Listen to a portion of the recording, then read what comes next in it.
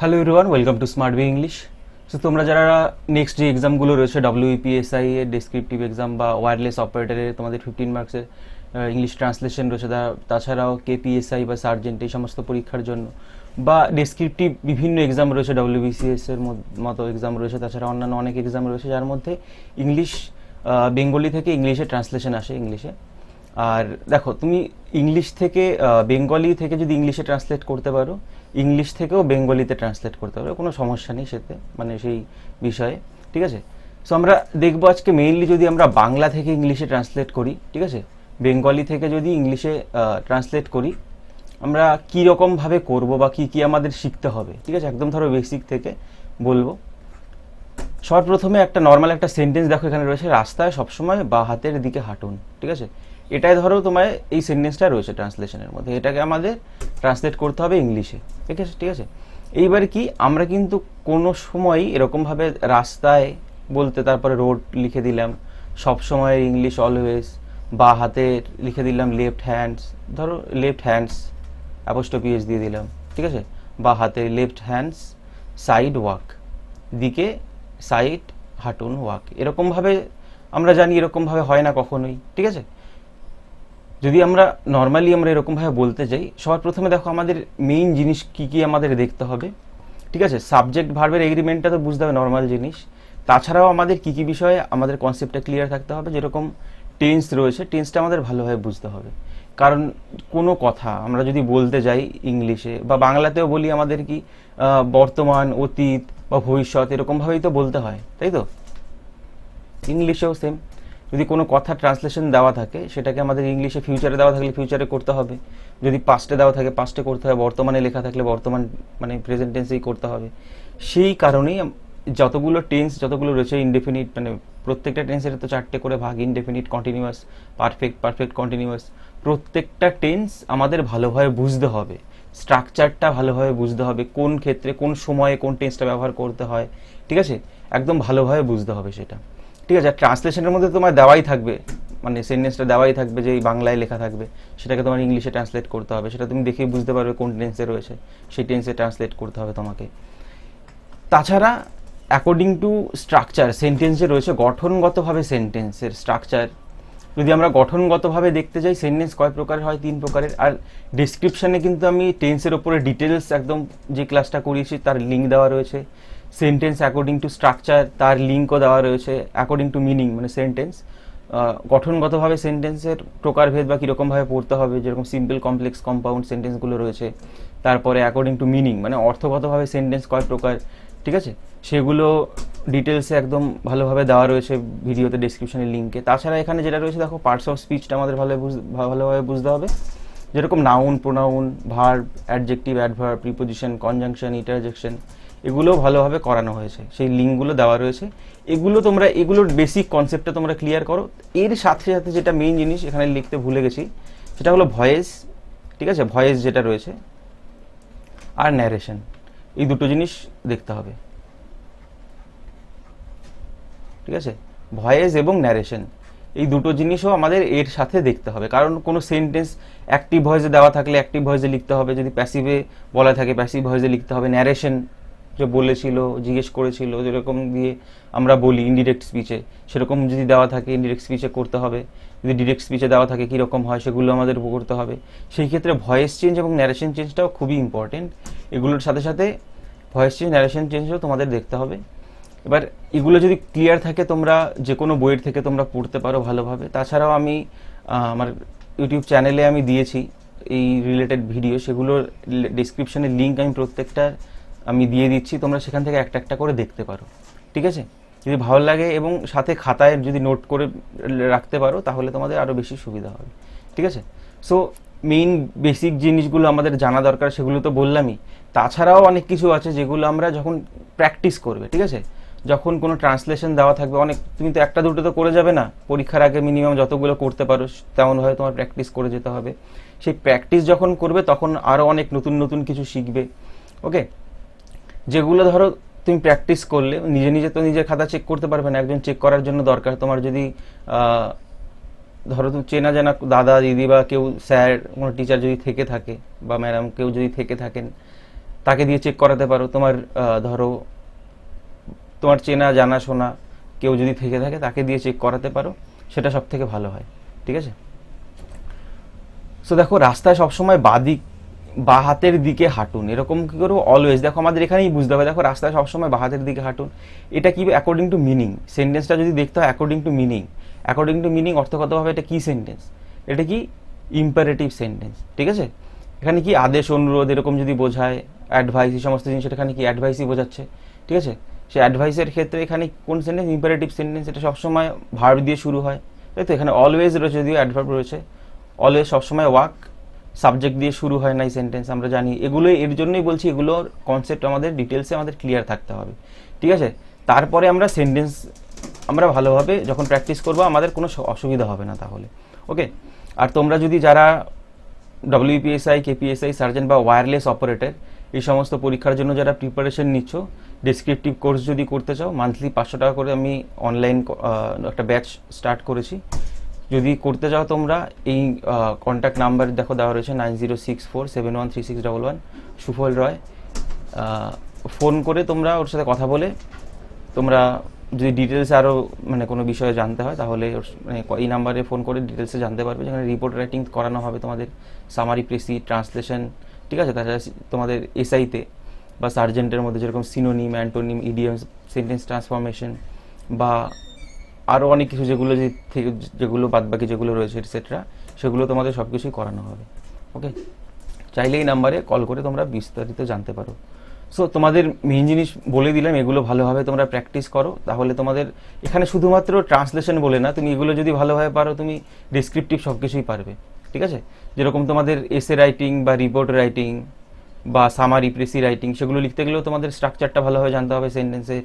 ঠিক আছে? কোন সেন্টেন্স কীরকমভাবে দেওয়া রয়েছে। তো তোমাদের একটা এক্সাম্পলের মধ্যে স্পেসিফিক একটা এক্সাম্পল এখানে দিয়েছি, যেটা পিকে সরকার স্যারের বইয়ের থেকে নেওয়া রয়েছে। তোমরা যদি এই বইটা কিনতে চাও, বইটা খুবই ভালো বই ডেসক্রিপটিভ পরীক্ষার জন্য। তোমরা ডেসক্রিপটিভ এক্সামের জন্য যদি প্রিপারেশন নিয়ে থাকো, ইংলিশের জন্য one of the best books এই বইটা। ঠিক আছে? এই বইটা খুবই ভালো। ডেসক্রিপশনে লিঙ্ক দেওয়া রয়েছে, যদি কোনো নিয়ারেস্ট তোমার কোনো লাইব্রেরি, কোনো দোকান থেকে তুমি কিনে নিতে পারো, কোনো লাইব্রেরি থেকে। তাছাড়া যদি অনলাইন কিনতে চাও, অনলাইন কেনার ডেসক্রিপশনে লিঙ্ক দেওয়া রয়েছে, বইটা কিনে নিতে পারো। খুবই ভালো প্র্যাকটিসের জন্য। ঠিক আছে? বা গ্রামারও সবই খুব সুন্দরভাবে দেওয়া আছে। গ্রামার, ডেসক্রিপটিভ তোমার যেগুলোই আছে না কেন পরীক্ষায়, সবই ভালোভাবে দেওয়া রয়েছে। ঠিক আছে? এই বইটা তোমরা কিনে নিতে পারো চাইলে। সো যাই হোক, দেখো এখানে এক্সাম্পলের মধ্যে বলি, 1927 সালের একটি ঘটনা বলি।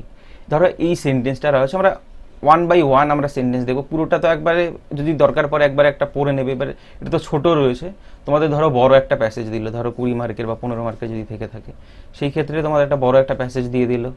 সেটা তো পুরোটুকু একবার পড়ে নিলে, একবারই পড়বে, বেশিবার পড়ার দরকার নেই।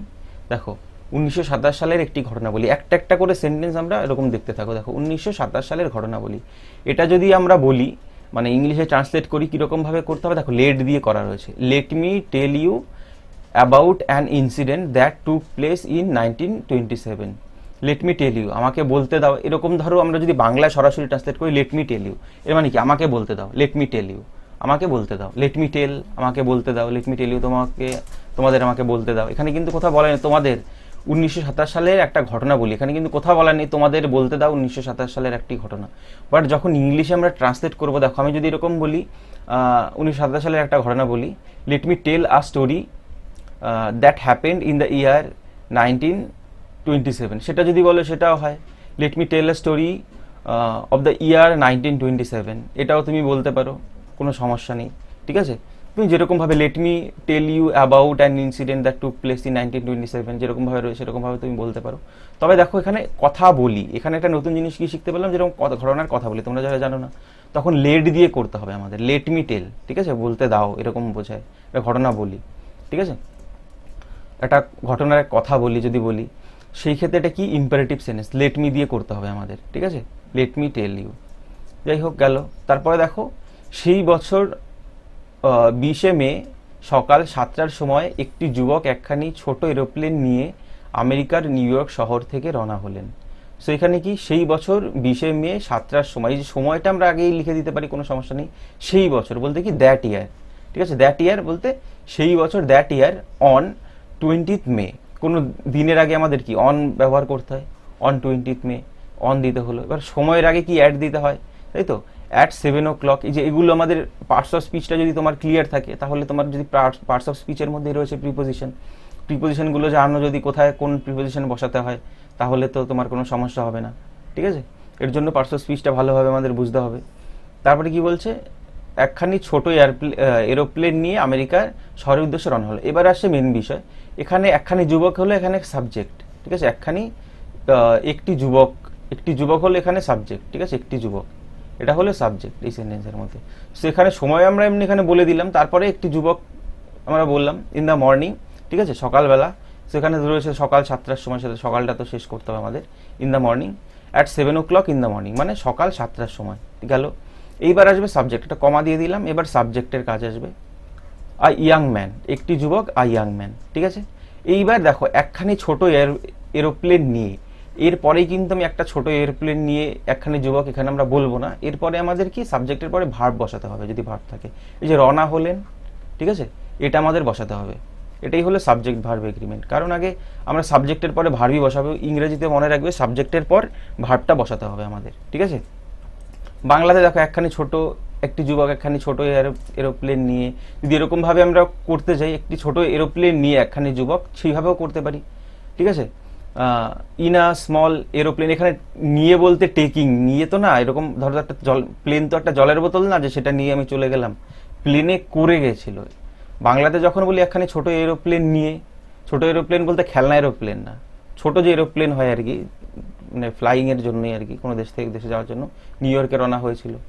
একখানি ছোট এরোপ্লেন বলতে খেলনার এরোপ্লেন না কিন্তু। ঠিক আছে, young man took off from new York in a city in America in a small aeroplane, একটা ছোট এরোপ্লেনে করে সে নিউ ইয়র্ক শহর থেকে রওনা হলেন। সেই শহর থেকে রওনা হয়ে গেছিলেন, সেই শহরে তো যায়নি, শহর থেকে রওনা হয়েছে।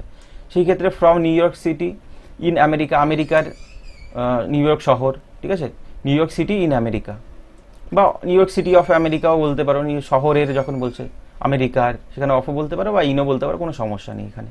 ঠিক আছে, ইনটাই এখানে যদি বলো ভালো হয়। ইন এ স্মল এরোপ্লেন বলতে একটা ছোট এরোপ্লেনে করে, ঠিক আছে, এরোপ্লেন নিয়ে বলতে একটা ছোট এরোপ্লেনে করে গেছিল, মানে এখান থেকে রওনা দিয়েছিল। তার উদ্দেশ্য ছিল, এটা গেল সেন্টেন্সটা। ঠিক আছে, তাও আমি পুরোটুকু পড়ছি, দেখো, that year on 20th May at 7 o'clock in the morning, মানে সেই বছর 20শে মে সকাল 7টার সময়, আ ইয়াং ম্যান, একজন যুবক, took off from, take off বলতে মানে কোন প্লেন যদি চলে যায় সেটাকে বলা হয় টেক অফ। ঠিক আছে, প্লেন যখন টেক অফ করে সেটাকে টেক অফই বলা হয়। আর সেটার পাস্ট হলো টুক অফ, টেকের পাস্ট টুক, TOOK, সেক্ষেত্রে এটা পাস্ট টেন্সে রয়েছে, তাই টুক অফ করতে হলো। টুক অফ কোথা থেকে গেছিল, রওনা হয়েছিল আমেরিকার নিউ ইয়র্ক শহর থেকে, from new York city in America, America new York city থেকে, ইন আ স্মল এরোপ্লেন, মানে একটা ছোট এরোপ্লেনে করে। ঠিক আছে, তারপরে দেখো তার উদ্দেশ্য ছিল আটলান্টিক মহাসাগর পার হয়ে ফ্রান্সের প্যারিস শহরে আসবেন, তার উদ্দেশ্য ছিল, এটুকু আমরা বলে নিই।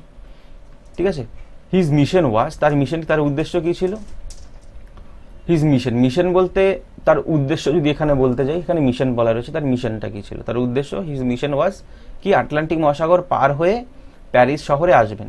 Two fly across the Atlantic Ocean and reach Paris in France.